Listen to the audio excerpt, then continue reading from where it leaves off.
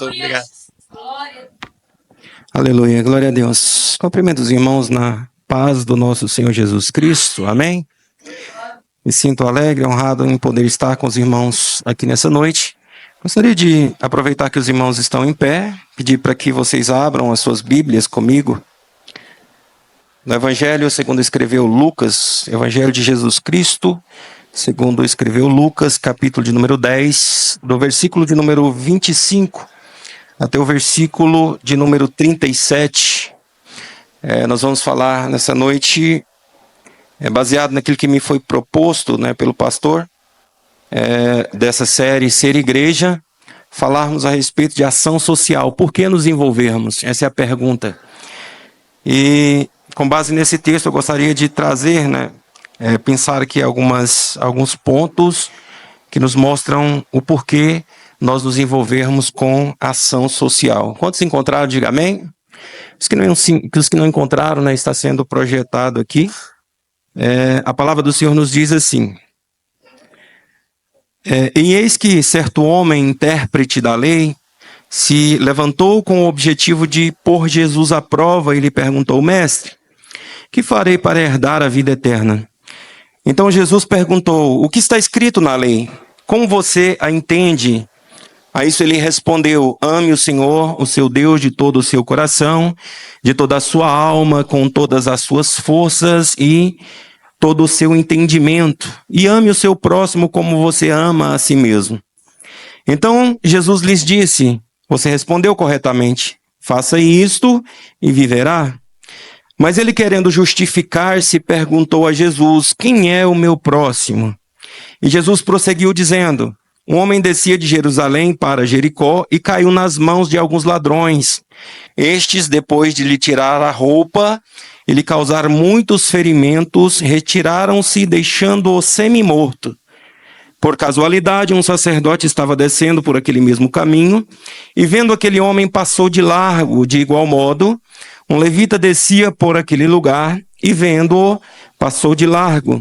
Certo samaritano que seguia o seu caminho passou perto do homem e, vendo-o, compadeceu-se dele e, aproximando-se, fez curativo dos ferimentos dele, aplicando-lhes óleo e vinho. Depois colocou aquele homem sobre o seu próprio animal, levou para uma hospedaria e tratou dele. No dia seguinte, separou 2 denários e os entregou ao hospedeiro, dizendo: cuide deste homem, e se você gastar algo a mais, farei o reembolso quando eu voltar. Então Jesus perguntou: qual destes 3 lhe parece ter sido o próximo do homem que caiu na mão dos ladrões? O intérprete da lei respondeu: o que usou de misericórdia para com ele. E então Jesus lhe disse: vá e faça o mesmo. Somente até aí, os irmãos podem assentar-se.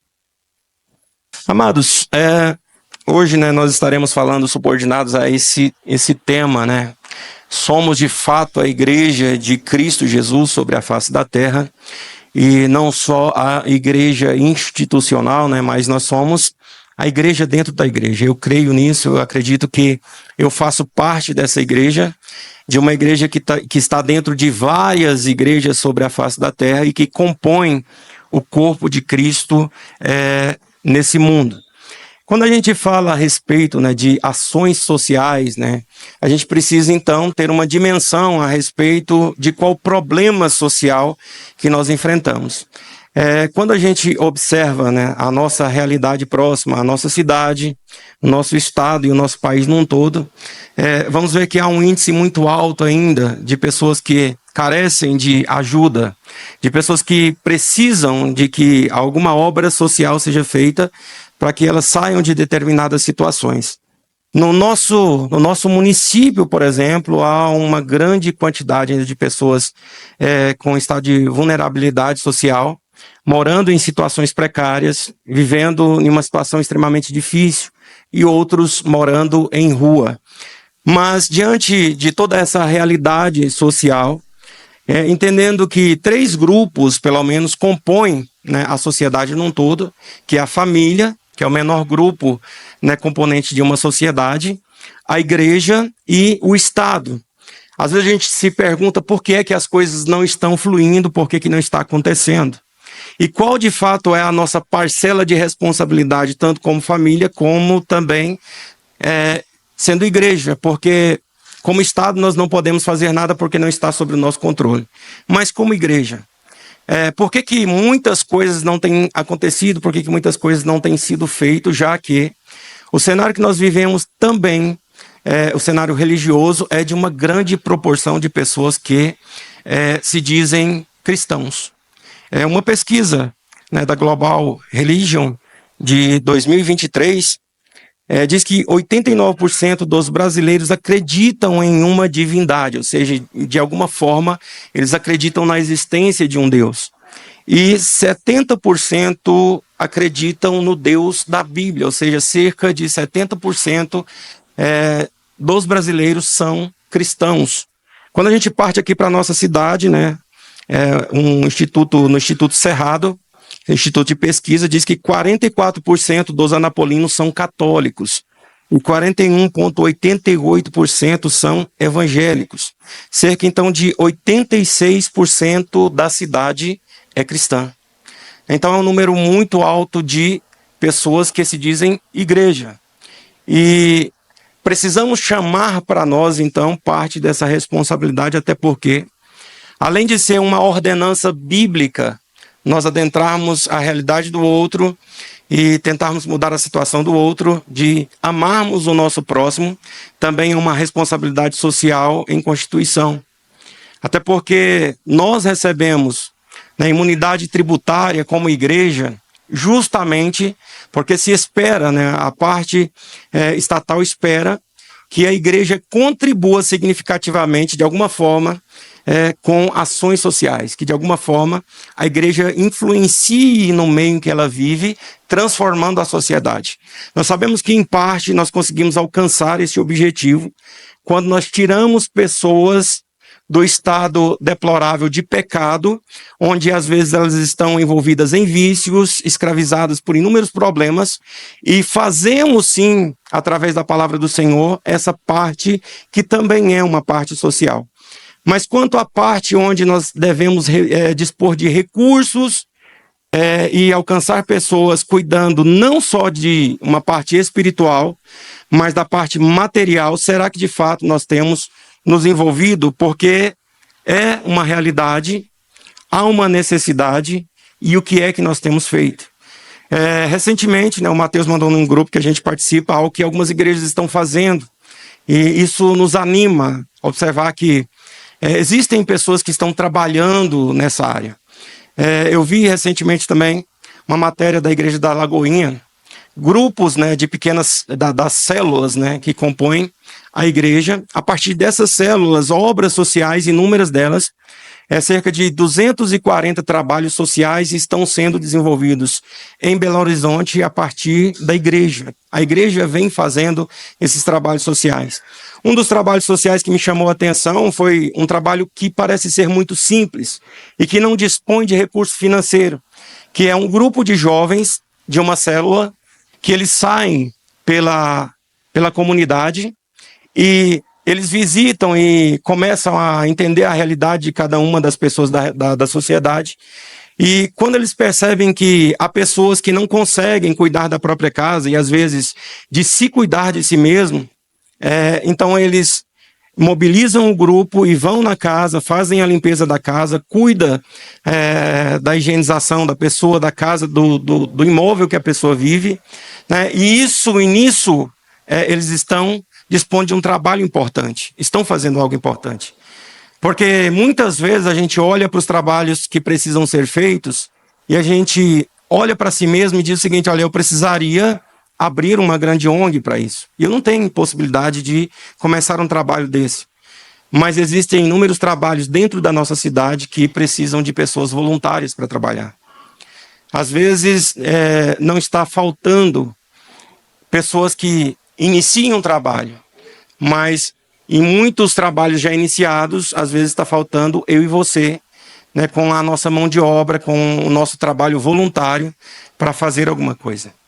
Amados, entrando aqui nesse texto, né, que é o texto que a gente vai falar, né, a respeito do porquê nós envolvermos na obra social, nós precisamos nos atentar aqui primeiro, né, para que essa parábola ela tem um cunho soteriológico, né, ela tem uma aplicação soteriológica, ela faz uma analogia soteriológica. E antes de eu entrar aqui no texto, para a gente começar a caminhar sobre o texto, né, eu preciso que a gente compreenda primeiro essa parte aqui dessa parábola, para que depois a gente entre no texto.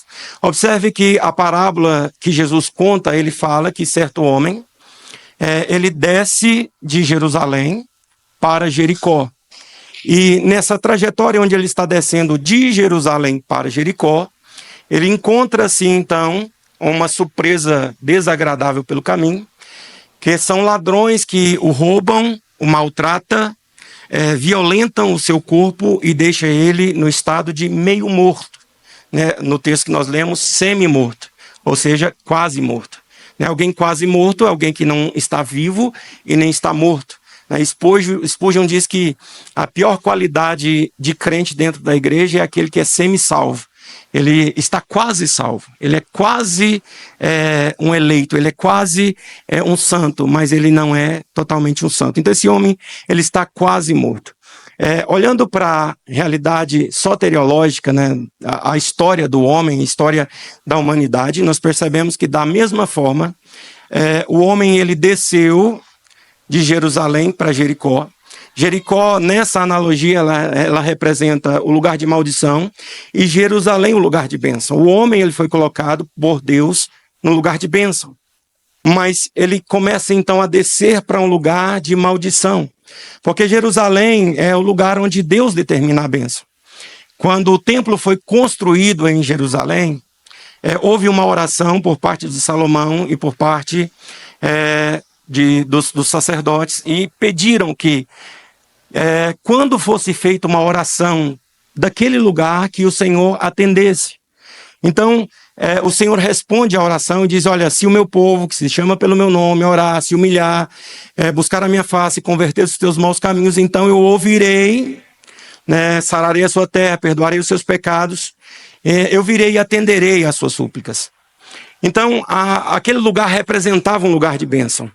O judeu ele tinha costume de orar, mesmo estando em outros lugares, direcionando, né, posicionando-se para Jerusalém, entendendo que aquele lugar é um lugar de bênção. A cidade de Jericó, por sua vez, ela foi reconstruída debaixo de uma promessa de maldição. Josué, depois que ele conquista a cidade é destruída, e ele diz que aquele que reconstruísse a cidade, ele seria amaldiçoado. Então nós temos aqui uma analogia de um lugar que é um lugar que representa a bênção e um lugar que representa a maldição. Essa é a situação do homem, que ele sai da condição de filho de Deus, estando no lugar de bênção, e ele caminha em direção ao pecado, porque no caminho ele vai encontrar-se com aquele que veio para matar, roubar e destruir, e deixá-lo em uma condição meio morto. O homem ficou nessa condição, uma condição em que ele não pode fazer nada por si mesmo. E o texto diz que casualmente descia pelo mesmo caminho. Repitam comigo: descia pelo mesmo caminho. Descia pelo mesmo caminho.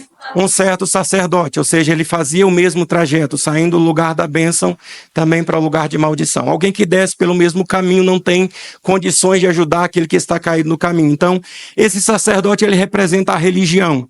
O homem tenta então, através da religião, se reconectar com o Senhor, buscar a salvação através da religião. A religião não pode salvar o homem.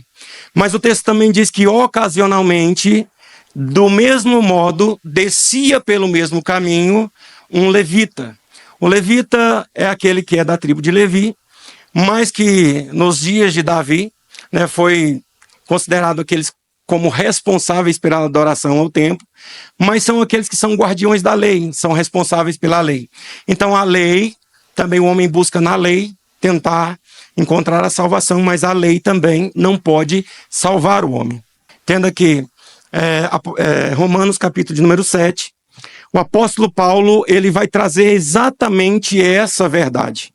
Ele diz que todas as vezes que eu tento cumprir a lei, todas as vezes que eu tento fazer aquilo que é bom, eu me deparo com outra lei, que é a lei do pecado, e aquilo que eu quero fazer de bem eu não faço, mas por muitas ocasiões aquilo que eu não quero fazer de mal eu acabo fazendo. Então a lei não pode salvar o homem. Mas então o texto diz que um samaritano que está de caminho, ele está de viagem, ele se aproxima daquele homem, e ao aproximar-se daquele homem, ele ata as suas feridas, ele deita nas suas feridas primeiro vinho, e vinho é símbolo de sangue, do sangue de Cristo Jesus. Vinho é uma analogia daquilo que pode limpar a ferida, e nós fomos limpos pelo sangue de Cristo Jesus. Ele aplica também azeite, que é o que traz cura, que é símbolo de unção, que nós também fomos revestidos pela unção do Espírito Santo em nossas vidas. Que de igual modo também ele foi levado para uma hospedaria, um local, um lugar de cuidado, onde ele seria cuidado, e na hospedaria existia alguém que iria cuidar dele. Que lugar é esse de cuidado que nós fomos trazidos para este lugar? Um lugar onde existem inúmeros doentes, pessoas cheias de problemas e defeitos, que nós chamamos de igreja, o templo onde chamamos de igreja. E quem é que cuida de nós aqui dentro da igreja? O Espírito Santo. E os cuidados que nós receberíamos como igreja seria provisoriamente até um dia determinado. E que dia é esse? O dia em que o samaritano iria voltar para nos tirar da hospedaria, e ele vai nos levar então para viver com ele para toda a eternidade. Então essa é a abordagem soteriológica, mas então eu quero entrar no texto, e é importante a gente ter isso em mente para termos um entendimento de quem nós somos aqui dentro desse texto, para nós nos encontrarmos dentro do texto, a ocupação que nós tínhamos com relação à salvação e a ocupação que nós temos hoje, a posição que nós estamos, para que nós possamos ter uma boa compreensão do texto. Então, eu gostaria de começar aqui do início aqui, se o irmão puder colocar ali o versículo de número 25 novamente, por gentileza. E o texto diz o seguinte: e eis que certo homem, intérprete da lei, se levantou com o objetivo de pôr Jesus à prova e lhe fez uma pergunta. Amados, observe que nesse texto, o que nós vamos ver aqui é uma série de rotulagens. Existem inúmeros títulos aqui abordados por Lucas, dando-nos o entendimento de que esses títulos acabam que, através de uma posição, nós somos identificados por alguma coisa. É certo doutor da lei, um sacerdote, artigo indefinido, um sacerdote, um homem que ocasionalmente ele está descendo pelo caminho de Jerusalém para Jericó, ladrões que também não sabemos quem são, um levita, um samaritano, um hospedeiro. Ou seja, são títulos, são rótulos, que através da posição, através da forma como eles estão se posicionando no texto, eles estão recebendo então um título. Na nossa vida, da mesma forma também, nós recebemos título o tempo todo.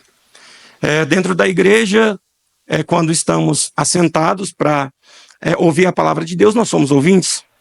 Quando estamos no púlpito pregando a palavra, somos pregadores. Às vezes na sala de aula somos professores. Ou se estamos assistindo, somos alunos. Quando estamos aqui com a equipe de louvor, somos cantores. Quando nós estamos andando de carro, se eu estou do lado do motorista, eu sou motorista. Se eu estou do lado do passageiro, eu sou passageiro. Ou seja, o tempo todo a gente recebe títulos que de fato eles tentam de alguma forma identificar quem somos, mas momentaneamente porque estamos em uma determinada posição.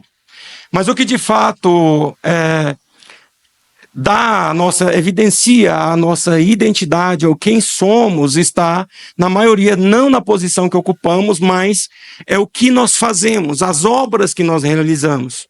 Porque através daquilo que nós fazemos, as pessoas acabam nos identificando. Então entenda que uma das coisas pelas quais nós precisamos nos envolver, por que envolver? É porque o envolvimento nos revela a nossa identidade. As obras evidenciam quem nós somos. Nós iniciamos nessa série com o título Ser Igreja, e o pastor falou a respeito de identidade. E o que é que nos caracteriza como sendo cristãos? Aqueles que seguem o comportamento de Cristo Jesus. Aqueles que andam como Cristo Jesus andou e reproduzem a sua obra. Qual é a obra que Cristo preparou para que nós andássemos nela? Uma obra de amor. O capítulo de número 2 de Efésios, que Mateus leu no versículo de número 10, o autor, o apóstolo Paulo, ele diz que nós fomos salvos para que nós pudéssemos andar nas obras que de antemão Cristo nos preparou para que nelas nós pudéssemos andar. Ou seja, as obras que nós andamos e que nós realizamos são as obras de Cristo Jesus. Então, através daquilo que nós fazemos, nós somos identificados. É por isso que lá em Tiago, no capítulo de número 2, versículo de número 14 a 17, eu gostaria que o Micael me ajudasse aqui, colocasse aqui, por favor. Tiago, capítulo de número 2, versículo de número 14, diz assim: meus irmãos, qual é o proveito se alguém disser que tem fé, mas não tiver obras? Será que essa fé pode salvá-lo? Se um irmão ou uma irmã estiverem com falta de roupa e necessidade de alimentos diário, e um de vocês lhes disser, vão em paz, tratem de se aquecer ou de se alimentar bem, mas não lhe der o necessário para o corpo, qual é o proveito disso? Então, a gente sabe que há uma necessidade que, por parte da igreja, a gente prega o evangelho. A gente anuncie Cristo Jesus. Mas não adianta eu simplesmente anunciar Cristo Jesus para quem está com fome e dizer, eu vou fazer uma oração para você e você vai embora abençoado. Ele precisa saciar a sua fome. E quando eu realizo uma obra social sobre a vida dele, abençoando ele, entrando na realidade dele, suprindo aquilo que ele precisa, ele então me identifica com Cristo Jesus, com as obras de Cristo Jesus, porque o tempo todo onde Cristo passou, ele realizou obras, onde ele alimentava as pessoas, ele levava cura para as pessoas, ele abençoava as pessoas por onde ele passava.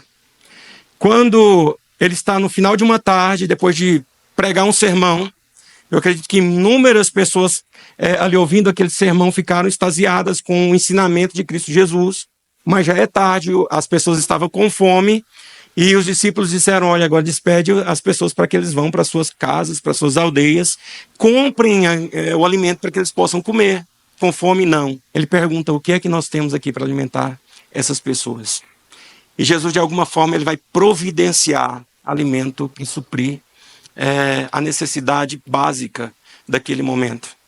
E Jesus providenciando o alimento, sobra então 12 cestos cheios, e aqueles 12 cestos cheios são símbolo de que aquilo que antes não tínhamos para oferecer, e às vezes nem para comer, agora nós temos, e temos condição de repartir, temos condições também de abençoar outras pessoas.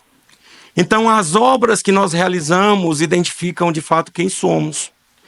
Quando João Batista está preso, ele manda perguntar para Jesus, pergunta para Jesus se ele é de fato o Messias, ou se nós deveremos esperar ainda outro que virá.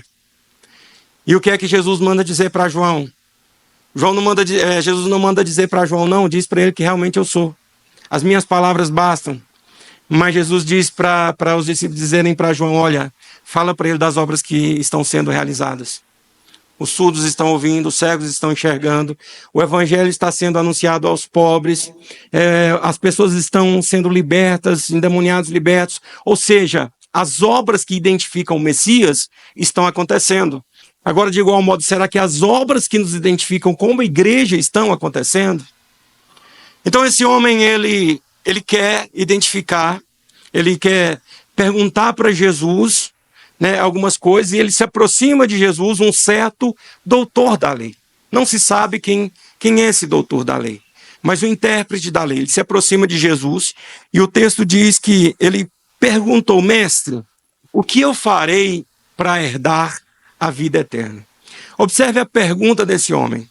É uma pergunta pertinente, mas a forma como ele pergunta é o que eu vou fazer para herdar a vida eterna. Com o pensamento judeu, religioso, é de que, de fato, é aquilo que a gente faz que determina a nossa salvação. Então ele vai perguntar para Jesus, o que eu preciso fazer? Porque nós entendemos que nós somos salvos por aquilo que nós fazemos, ou seja, há princípios legalistas que regem o entendimento daquele homem, e ele está perguntando para Jesus, Jesus, como que eu ganho esse negócio aí? O que eu preciso fazer? Que tipo de pagamento eu preciso pagar para isso daí? É aquele pensamento paganista, é o pensamento de alguém que, de alguma forma, ele quer dar um jeitinho para ganhar alguma coisa. Senhor, como que eu entro no esquema? Me ajuda, e como que eu faço para ganhar a vida eterna? E o texto vai dizer que ele faz essas perguntas para Jesus, ele começa a fazer perguntas para Jesus, não porque ele está interessado em aprender, mas porque ele quer testar Jesus. São perguntas capciosas, de pessoas mal intencionadas, de uma pessoa que ela não quer aprender, mas ele quer deixar o professor com saia justa. Ele quer prejudicar a aula.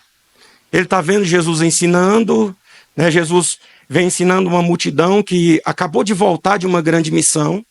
E aí, nesse momento, então, Lucas abre o parêntese para essa história. Então, ele começa a fazer essa pergunta. E o adjetivo que ele usa, né, o pronome de tratamento que ele usa para Jesus é mestre. Né? Mestre, eu quero aprender alguma coisa. Mas, de fato, ele não queria aprender. E o interessante é que, na maioria das vezes, os religiosos eles falavam com Jesus usando, né, esse pronome de tratamento. Mestre, rabi. Ou seja, alguém que vem se aproximando de Jesus simplesmente para ouvir um ensinamento. Mas quem quer simplesmente ouvir um ensinamento, ele não quer obedecer o ensinamento. Ele quer aprender. Mas, de fato, aqueles que seguiam Jesus de perto, na maioria das vezes, quando eles se aproximavam de Jesus, eles diziam, Senhor, o que eu preciso fazer? Senhor, me ajuda. Senhor, transforma os meus caminhos, faz alguma coisa por mim. Porque quem chama Jesus de Senhor entende que ele não é só aquele que nos ensina, mas é aquele que é dono da nossa vida. É aquele que manda em nós. É aquele que tem domínio sobre nós. Ele é o nosso dono. Ele é o nosso Senhor. E quando eu tenho Jesus como Senhor, eu estou disposto a obedecer tudo que ele disser. Ele é o meu Senhor. E o texto segue. Então Jesus vai responder o homem. E a resposta de Jesus é com outra pergunta. Ele diz, o que está escrito na lei? Como você a entende? É típico do judeu. É típico do judeu responder com uma pergunta, porque a pergunta leva o outro a uma reflexão. Ele não dá uma resposta direta, então ele não é pego na resposta. E o interessante é que as perguntas elas são muitas vezes mais importantes do que as respostas. Einstein vai dizer que a força motriz do mundo são as perguntas. Então ele faz uma pergunta e vai obter agora o pensamento, né, o entendimento do doutor da lei. O doutor da lei vai dizer o seguinte, olha, ame o Senhor, o seu Deus, de todo o seu coração, toda a sua alma, com todas as suas forças, todo o seu entendimento e ame ao seu próximo como a si mesmo. Ele faz um resumo perfeito da lei. Porque a lei não é simplesmente aqueles 10 mandamentos seguidos daquela forma. Aqui existe um princípio por trás da lei. E a forma como se interpreta é isso. O amor é a base da lei. Então, o que ele diz? Olha, primeiro a gente ama a Deus. Ama a Deus acima de tudo. Ama com toda a nossa força, o nosso coração, o nosso entendimento, ama com a nossa alma. Ou seja, eu amo Ele, a prioridade é o Senhor.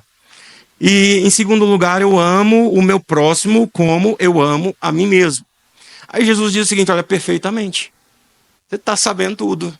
É doutor da lei mesmo, interpretou muito bem, respondeu muito bem. Agora é simples, faz isso e você vai viver eternamente. Mas aí o texto vai dizer que ele quer se justificar. Por que ele quer se justificar? Ele está querendo se justificar aqui porque ele não está cumprindo a lei. Porque o judeu, de fato, ele tem uma certa restrição quanto a quem é o seu próximo. E por isso, exatamente por esta questão, que vai entrar o samaritano na história. Porque o samaritano na história, ele quebra paradigmas. Porque para o judeu, próximo é aquele que cumpre requisitos da lei, é aquele que faz parte da congregação, é aquele que faz parte da mesma denominação, não é crente daqui da mesma igreja que eu, não, ele está cumprindo os requisitos, é dizimista fiel, não, é meu próximo, é esse que eu tenho que ajudar. Então, para o judeu, quem é que era o próximo dele? O próximo do judeu eram os religiosos que cumpriam os ritos cerimoniais, que cumpriam na íntegra a lei, pseudo cumprimento da lei, como eles achavam que cumpriam. Então, esse para ele era o seu próximo. Então, querendo justificar-se, né, ele vai perguntar para Jesus, então, quem é o meu próximo? Há uma restrição aqui. A gente abençoa alguns, mas até certo ponto, porque fora desse ponto a gente não considera próximo. Como, por exemplo, o leproso, a gente não considera próximo. A mulher em estado de imundícia, a gente não considera próximo. Um imundo, a gente não considera próximo. O samaritano também não. A gente também não considera um samaritano próximo. A gente não quer relacionamento com o samaritano. É um povo misturado, é sujo, é bagunçado, então ele não é nosso próximo. De igual modo, às vezes, nós também fazemos essa limitação de quem é o nosso próximo. Quem é o nosso próximo? É só a minha família? Já viu como às vezes a gente faz oração? E a nossa oração às vezes parece a oração do religioso? A oração do fariseu que dizia: obrigado, Jesus. Obrigado, Senhor. Obrigado porque eu não nasci samaritano, eu não nasci mulher, até mulher, né, tinha um certo preconceito, eu não nasci mulher, eu sou homem. Obrigado porque eu não sou imundo, eu não sou leproso. E às vezes na nossa oração, Senhor, obrigado porque a minha família está bem. Obrigado porque não falta nada aqui em casa. Obrigado porque tem saúde, a despensa está cheia, a conta bancária está no azul. Obrigado porque estamos bem. E a gente limita o nosso próximo. Quem é o nosso próximo? Aquele que está bem próximo. A gente acaba tendo esse entendimento. E quando a gente vai identificar esse próximo, às vezes a gente permeia esse limite. E aí, tentando justificar para Jesus, não, Jesus, eu não estou cumprindo, assim, não estou rompendo as barreiras, mas coloca para a gente um limite aí, fala para mim quem é o meu próximo. E aí, por isso é importante a gente compreender quem é o samaritano aqui, porque Jesus vai mostrar para ele que próximo, às vezes a gente não considera próximo aquele que a gente precisa ajudar, porque ele não faz parte do nosso convívio, mas nós o consideraríamos próximo se nós precisássemos de ajuda dele. Porque, observe, quem que vai ajudar? Um samaritano, quem eles não consideram próximo. Mas como é o samaritano que ajuda e não é um samaritano que está pedindo ajuda, quando Jesus pergunta quem foi o próximo daquele que estava caído, aí ele vai dizer, é o samaritano. Porque aí ele é próximo. Quando eu preciso da ajuda dele, ele é próximo. Mas quando ele precisa da minha ajuda, então ele não é o meu próximo. Então, ele tenta, então, de alguma forma, justificar o fato de estar morto, porque ele não tem vida eterna em si mesmo, porque não está cumprindo na lei o princípio de amar, ele não está amando o próximo, então ele tenta de alguma forma se justificar. Então, quem é o meu próximo? Quem é o meu próximo? E nós precisamos entender que nessa história nós precisamos nos identificar. Nós precisamos entender quem nós somos nessa história. Será que de igual modo nós não estamos sendo como aqueles que desceram pelo caminho e não fizeram nada? Ou será que de fato nós estamos sendo como aquele que chegou, como o samaritano que chegou e ajudou e fez alguma coisa? Quem nós somos aqui nessa história? Porque aquilo que nós fazemos vai nos identificar. A forma como nós vamos nos comportar e nos identifica quem nós somos no texto. Quem nós somos na história. Será que de fato na sociedade nós temos sido identificados como igreja? Porque olha aqui, olha o que acontece aqui. Primeiro, o texto diz que ocasionalmente desce um sacerdote. E esse sacerdote, ele desce pelo mesmo caminho. Provavelmente esse sacerdote, talvez ele vinha de um culto, né, em Jerusalém, ele está descendo. e louvou o Senhor ali, talvez pregou, né, cumpriu os ritos ali, tô beleza aqui, eu fiz, cumpri todos os compromissos que eu considero importante. Então, o que é importante para mim está sendo cumprido. Aí eu tô descendo, aí tem um caído no chão, epa, é perigoso parar aqui, eu não vou parar, não vou estender a mão, eu vou passar de largo. Aqui entra a questão do grande pecado, a omissão. A palavra do Senhor diz que quando nós sabemos fazer o bem e não fazemos, cometemos pecados. Será que também não estamos sendo identificados como aqueles que consideram importante cumprir os ritos cerimoniais do culto? Mas quanto a cumprir os atos de justiça e misericórdia, estamos também passando de largo? Jesus repreende alguns fariseus desse modo, dizendo o seguinte: olha, vocês são zelosos com a lei. Dão o dízimo do coentro, da salsinha. Ou seja, o que parece ser insignificante, vocês cumprem na íntegra. Ou seja, é importante, mas existe algo que é mais que importante, é essencial. É cumprir os atos de justiça e misericórdia. E às vezes a gente fica fazendo aquilo que consideramos importante e perdemos aquilo que é essencial. Porque é importante nós virmos para o culto? Sim, é importante. É importante ouvirmos a palavra? Sim, é importante adorarmos o Senhor? Sim, é importante. Mas é importante nós cumprirmos a obra de Cristo Jesus, obedecermos a obra de amar. Amar a Deus acima de todas as coisas e amar ao próximo como nós amamos a si mesmo. Então, por que é que eu preciso me envolver? Porque a ordem do Senhor é amar. Eu preciso amar o meu próximo. E não adianta eu dizer, eu amo o Senhor, o Senhor é tudo para mim. A gente canta isso aqui. Canta todo culto, a gente canta, Jesus é tudo para mim. Não há nada melhor do que o meu Deus. Eu amo o Senhor é a minha vida, eu não vivo sem o Senhor. Eu prefiro o Senhor do que a próxima batida do coração, do que o respirar. O Senhor, eu quero muito o Senhor. E a gente nem vê o Senhor. O apóstolo João vai dizer que nós somos mentirosos se nós dissermos que amamos a Deus e nós não amarmos o nosso próximo. Porque como que a gente ama um Deus que nós não conseguimos ver e não amamos o próximo que nós vemos, que nós enxergamos? É hipocrisia. E o texto vai dizer que de igual modo, a palavra igual modo quer dizer semelhante, do mesmo jeito. Ele vem descendo, talvez do mesmo lugar. Talvez fazia parte do louvor, era levita.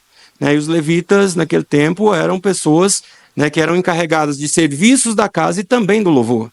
Quem sabe era o levita que louvou no culto e que cantou esses hinos de expressão de amor a Deus, como o Senhor é bom, eu te amo demais, mas ele vai descendo pelo mesmo caminho, vai tomar a mesma posição. Ele vai ignorar aquele que está caído. Nós precisamos nos refletir muito a respeito desse ponto. Será que nós não temos sido omissos quanto à realidade à nossa volta de pessoas que estão precisando de alguma coisa? E a gente transfere essa responsabilidade para outra. Não, outra pessoa vai fazer isso. Não é responsabilidade minha. É o governo que precisa cuidar dessas pessoas que estão desse jeito, em estado de vulnerabilidade. Não tem que me envolver nisso. O que eu vou fazer para ajudar? Tem um ditado que a gente nunca tem tão pouco que não possa ajudar. Então a gente sempre pode contribuir com alguma coisa. E a gente não precisa esperar começar de algo grande. Não, eu vou começar o dia que Deus me abençoar, que eu puder construir um centro de reabilitação, que eu puder construir um hospital para ajudar pessoas. Não, quando o Senhor fizer isso para mim, não, se o Senhor abrir determinadas portas para mim, o Senhor já fez por nós. O Senhor já nos abençoou. Inúmeras coisas o Senhor tem feito sobre a nossa vida e nos abençoado. E eu tenho certeza que aqui existem, todos que estão aqui, tem roupa dentro do guarda-roupa que não usa. Tem comida que às vezes está sobrando em casa. Então a gente precisa pensar o que eu posso fazer. De que forma eu posso me envolver, de que forma eu posso ajudar. Diante da realidade que nós estamos vendo e vivendo, presenciando as pessoas, como eu posso me envolver? De que maneira eu posso me envolver? E aí a gente precisa entender que nós éramos essa mesma pessoa caída quando a gente olha para o lado soteriológico. Porque da mesma forma que essa pessoa hoje precisa de ajuda, às vezes de mantimento, às vezes de ser tirado de determinada situação, um dia nós precisamos que alguém fizesse alguma coisa por nós que nos tirasse do estado de morte. E nós não podíamos fazer nada por nós. Fomos assaltados e deixados no estado de morte. O texto que foi lido mais uma vez, Efésios capítulo número 2. Porque nós que estávamos mortos em nossos delitos e pecados, mas Deus, né, nos amou com muito amor, porque é rico em misericórdia, nos fez assentar juntamente com Cristo Jesus. Ele fez por nós. O que é que Jesus espera que façamos? Que reproduzamos a sua obra. No final, o que é que ele diz? Ele faz a pergunta: você identificou quem que é o próximo dele? Identifiquei, sei quem que é. É o que usou de misericórdia. Produz a obra. Faz a mesma coisa. Usa os mesmos recursos. E quando o samaritano chega, eu imagino Jesus contando a história. Porque está contando a história para um judeu, intérprete da lei, provavelmente alguém cheio de preconceitos judaicos, com essa ideia de que o samaritano está aquém, e ele começa a falar: primeiro desceu um sacerdote, e ele não fez nada. E aquele homem está ouvindo: poxa, mas um de nós, da religião, não fez nada. Não fez nada. Desceu também um levita da adoração, também não fez nada, fez nada. Então agora ele vai falar agora de alguém do culto, um membro da igreja. Alguém desceu agora, ajudou, dizendo: agora um samaritano. Veio um samaritano que estava de viagem. Isso quebra o paradigma, porque de onde se esperava vir não veio, mas daquilo que era considerado desprezível entre eles foi de onde surgiu a provisão. Isso quebra preconceitos, quebra paradigmas, quebra a impressão, e Jesus, ele é mestre para fazer isso conosco. A gente vai ver por diversas vezes Jesus contando histórias e Jesus mostrando que de fato não se trata da forma como nós imaginamos que é, mas em muitas vezes a uma forma contrária. Ele apresenta um reino que é diferente do reino humano, o reino dos céus totalmente diferente do reino humano, porque feliz é o que chora. Ele vai dizer: feliz é o que é perseguido, é o que é pobre de espírito. É totalmente diferente de muita coisa que a gente imagina. E quando Jesus conta, né, esses textos, essas parábolas, a gente percebe que Jesus, na maioria das vezes, ele assume um lado. Às vezes a gente pensa: poxa, mas Jesus assume um lado? Como assim? Mas a Bíblia, ela nos mostra que em inúmeras situações a gente vai ver que o lado menos favorecido é o lado onde Jesus mostra que há uma necessidade de cuidado, que é aquele a quem ele veio buscar, é aquele a quem ele está de olho, é por causa desse que ele veio. Aqui nesse caso aqui, é o homem caído, arrebentado no chão. A gente vai ver na história do povo oprimido, né, o povo de Israel, o exército de Faraó, o grande exército poderoso, né, vai atrás do povo, mas quem que vence a batalha são os oprimidos, são os mais fracos. Inúmeras vezes a gente vai ver citando, Jesus entrando na causa da viúva, entrando na causa do cego, do coxo, do leproso. E às vezes pessoas tentando impedir, o cego está gritando: Jesus, filho de Davi, tem misericórdia de mim. E alguém está dizendo: calma, cala a boca aí que está perturbando. Jesus diz: espera aí, eu vim resolver essa causa. Ou seja, Jesus está, inúmeras vezes ele mostra que ele está disposto a entrar na causa daqueles pela qual ninguém quer entrar, pela qual às vezes está sendo desprezado. Então, por que é que eu preciso me envolver? Eu preciso me envolver porque Cristo se importa com eles, porque fazem parte do propósito de Cristo Jesus, porque Cristo os amou. Por que é que eu preciso me envolver? Porque Cristo me amou primeiro, para que depois eu pudesse fazer alguma coisa. Porque tudo que eu dou, eu só dou porque antes eu recebi. Ninguém dá nada que antes não tenha recebido.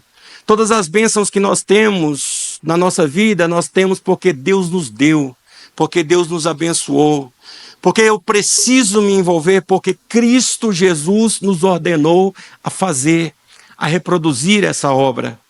E o texto vai dizer que então o samaritano ele cuida com os recursos que ele tem.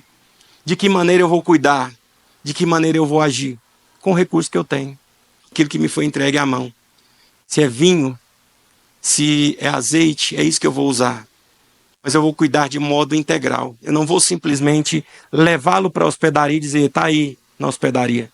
Às vezes a gente quer fazer desse jeito. Não, o irmão está sofrendo com um monte de coisa ali, não tem gás em casa, está com a energia cortada, não tem nada na despensa, está com fome. E aí eu sei da situação, eu vou lá, irmão, vou orar por você, vou te levar para a igreja. Vou te levar para a hospedaria. O texto aqui diz que o samaritano primeiro ele põe azeite, ele põe os seus recursos para o cuidado do outro. Coloca ele sobre o seu cavalo, aí ele leva para a igreja. Ele leva para o lugar de cuidados. Então, primeiro, precisamos entender que envolver é necessário, porque isso nos identifica. Necessário nos envolver, porque não envolver é pecado. Necessário nos envolver, porque Cristo se importa com essa obra. É necessário nos envolver, porque Ele nos amou primeiro. Nós precisamos nos envolver, porque essa é uma ordem de Cristo Jesus. Eu queria te convidar a colocar em pé. Fazer mais uma oração, já volto aqui para o pastor.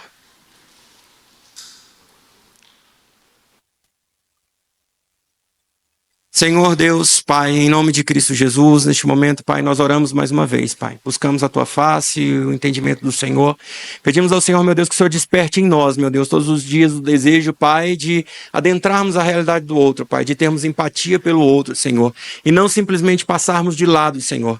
Não simplesmente, Pai, cumprirmos, Pai, aquilo que consideramos ritos importantes, Senhor. Mas fazermos, Pai, algo que é essencial, Pai, de amar o nosso próximo, Senhor Jesus. E não estabelecermos, Pai, então simplesmente uma linha, Senhor, que define, que limita, Senhor Jesus, quem é o nosso próximo, Pai, mas entendemos, Pai, de que todo aquele, Pai, que nós encontrarmos no nosso caminho, Senhor, esse é o nosso próximo, Pai, independente da sua condição financeira, Pai, independente da sua situação, meu Deus, o fato, Pai, de estarmos diante dele, Pai, ele é o nosso próximo, Senhor, que o Senhor nos ajude, Senhor, meu Deus, a cumprir, Senhor, meu Pai, esse propósito, Senhor Jesus, que o Senhor nos ajude, Senhor, a termos essa consciência, esse entendimento. É o que eu te peço neste momento em nome de Jesus. Amém. Que Deus abençoe. Volta aqui, pastor. Deus abençoe, pastor Everson.